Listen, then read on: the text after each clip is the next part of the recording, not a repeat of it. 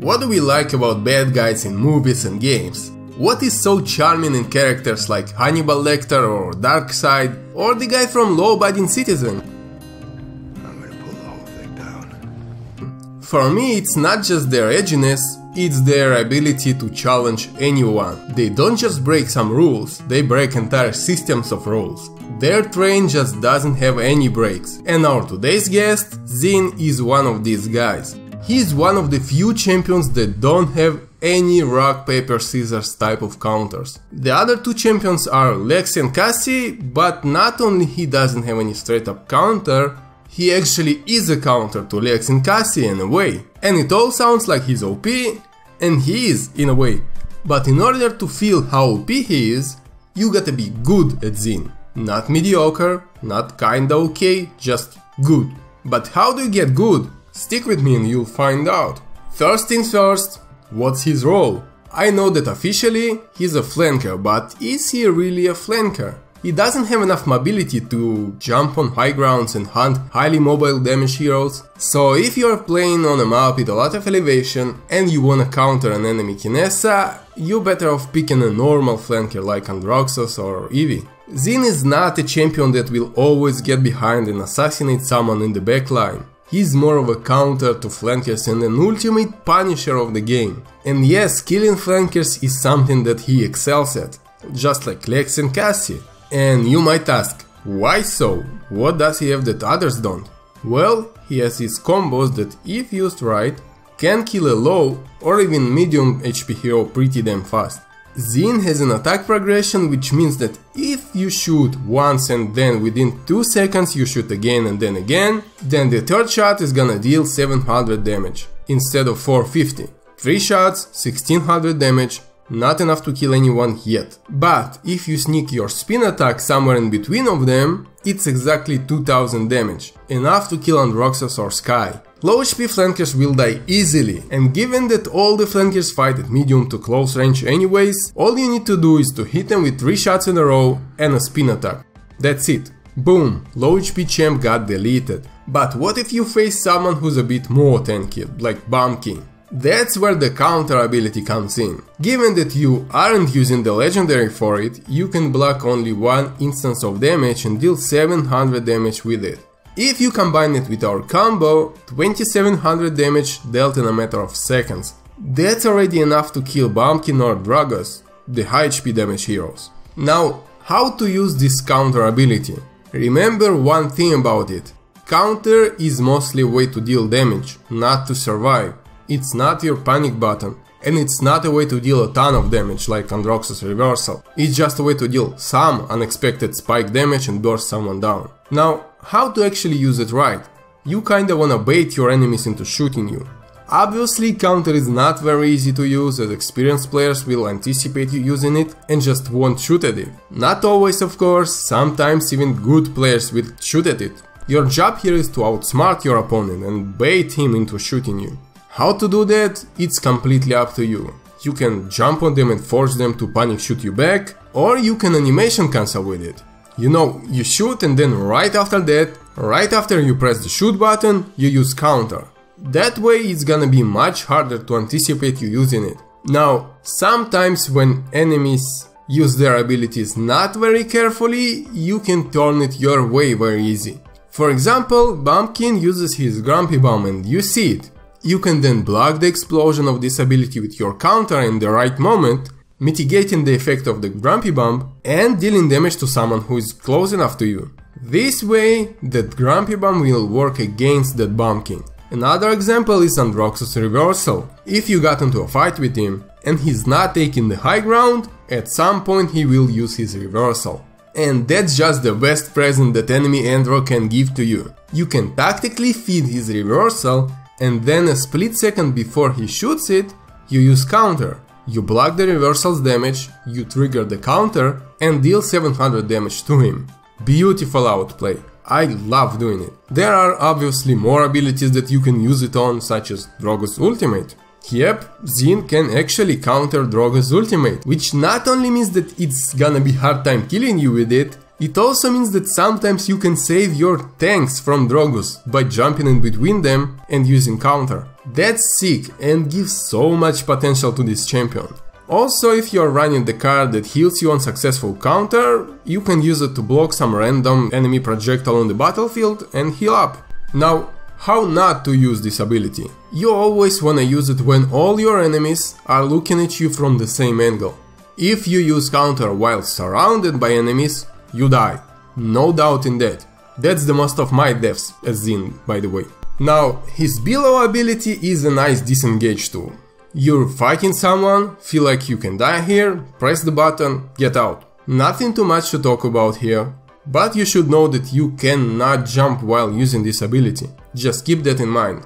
Now, his roll ability is his main engage and sorta disengage tool. Before you jump on someone with it, you wanna light him up a bit. Try not to jump into a bunch of enemies, especially when they are full HP. As I said, you can combo with this ability, you can animation cancel with it. It's not a super strong ability on its own, but it fits in Zhin's kit. Keep in mind that this is your main movement ability, so sometimes it's smarter not to use it for damage and save it for disengaging. Now, his ultimate can be very strong tool in some situations, but it's very hard to use to its maximum potential. Not only you need to be sniper accurate with it, you also wanna time it perfectly and you wanna choose your targets very carefully. One small mistake and using this ability will get you killed. Now, given that you're not running the guillotine legendary, this ult deals up to 2000 damage to one target while controlling him. 2000 damage is enough to straight up kill a squishy like Sky or Androxus, so sometimes the smartest use of this ult is to wait for the enemy flanker to get behind your team, catch him with your ult, and then you are already 5v4 and your backline damage heroes are safe and you can proceed securing the objective. Keep in mind that you wanna finish the target with this ult, because if after 2000 damage it doesn't die, Zhin will push your target away from you and it will be able to escape. So you really wanna know how much HP every champion in the game has, so you will know if you need to poke someone before you ult him, or you can just ult without any prelude. Also, don't forget that while you're ulting someone, you are also stuck in one place and you can easily be focused and killed. Using this ultimate not in 1v1 scenario is mostly a suicide. But if you really need to use it, here comes in some target prioritization. First of all, ult supports, because if you ult someone else, this support can screw you over with his healing. Any healing ability used on your target will just make your ultimate useless. So if a support is in range, ult him first. If he's not in range, ult the most dangerous target. Ult someone with the highest DPS. Also, this ability can be used on ulting enemies. So as soon as Victor or Tyra or Buck ults, you can ult him back half second after, and that champion will lose his ult and probably his life. Also, don't forget that Zhin's ult goes through some of CC immune targets. For example, Drogoz when he ults becomes CC immune, but you can still ult him. That's fucking crazy. I'm not sure about the others though, like Ruckus and Androxus. It has to be tested, so I'm dying to see rare Smithbusters on Zhin. Also, don't forget that you can use your ult not only horizontally, but also vertically, which means that you can contest the high ground with it, or even ult a flying Drogoz. Even though it's not that easy to pull off, it's the best feeling you can get playing Zhin. Now, let's talk about legendaries. Hi-Rez finally made legendaries that change how the champion is played. Every single one of them can be used in some situations, but for me there is one that is almost useless, one can be used sometimes and probably will be used in pro matches by pro players with big balls, and one legendary that is effective and very easy to use. Place your bets now which one is what. Got it? Ready? I'll start with the worst one. Retaliation. Yep, this legendary is the worst one, and here is why. Usually when you play against half decent players, you will have some opportunities to block one shot when you outsmart them, but nobody will shoot you twice in a row. Maybe some new players, but except them, just nobody will do that. So there is absolutely no point of running this legendary. As I said, counter is a damage ability, it's not an escape. You already got 2 escape abilities, why do you need the third one? I don't know, it's just bad. It probably will be OP in lower ranks and low elo, but against any decent player, it's just not gonna work ever. Don't use it. But if you do use it, there are loadout cards that will help you. Basically, there are 2 cards that can help you. One of them that makes counter last longer, and the second one is that heals you on the successful counter. The second legendary is the Guillotine. This one probably will be used by some pro players in pro tournaments, but it's not as good for usual players, and it's for a few reasons. Now, the only way you can benefit from this legendary is if you will consistently kill the tank in the right moment and take advantage off of the dead tank. Do you see how many conditions are there? If you can't fulfill all of them, you'd better off running another legendary. If you will only manage to kill the tank once a game, it's not worth it at all.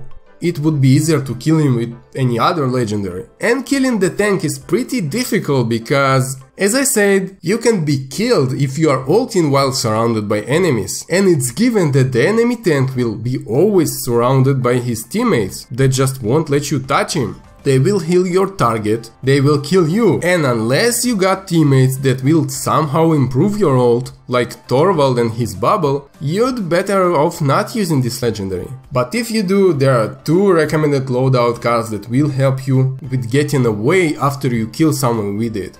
First one is that reduces Billow's cooldown on kill. Obviously you wanna assassinate the tank with your ult, get your Billow back and get out easy. The other card that works well with this legendary is the one that gives you bonus move speed after a kill, for the same reason. You kill the tank, get out. Now, the last legendary, Smolder, is the best Zhin has. And let me explain you why. Because I already can feel how some players are angrily typing that I'm a noob, but chill for a second and listen. This legendary gives you something that no other flanker has. Your Billow becomes a great disengage tool and a sustain tool, all in one ability. You just can't imagine how important is that. If you've seen my back guide, then you remember that I told you that back is very strong when you are playing off of your sustain. Now, Zhin can do the same, but even more effective because nobody can stop you from healing and nobody can really stop you from disengaging. While for Buck it's not the case at all. What you can do with this legendary beats every other tactic that Zhin can possibly have. You can out-sustain enemies. You can start a fight and as soon as you see that the fight is too tough, you can use Billow and just heal in front of your wounded enemy. And he has absolutely no way to deal with it. If his teammates start helping him, you can get out while healing. And if they don't, you can just follow your target in that cloud form and see how your victim is desperately trying to escape.